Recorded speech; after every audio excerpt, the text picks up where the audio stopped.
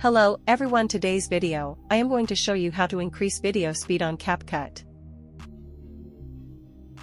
Open CapCut and add video in timeline.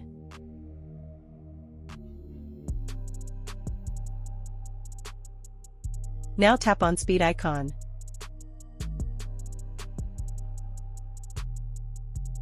Now click on normal. Here you can increase the speed of the entire video, do it 2 times, 3 times 4x.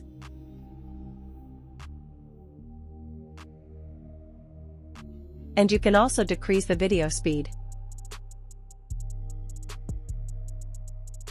Now you can increase the speed of any specific part of the video by clicking on the crop button. If you want to increase the speed of the entire video, then you can increase the speed of your video as much as you want by clicking on normal.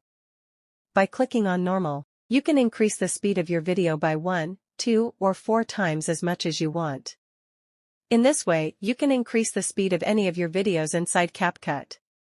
Thanks for watching this video.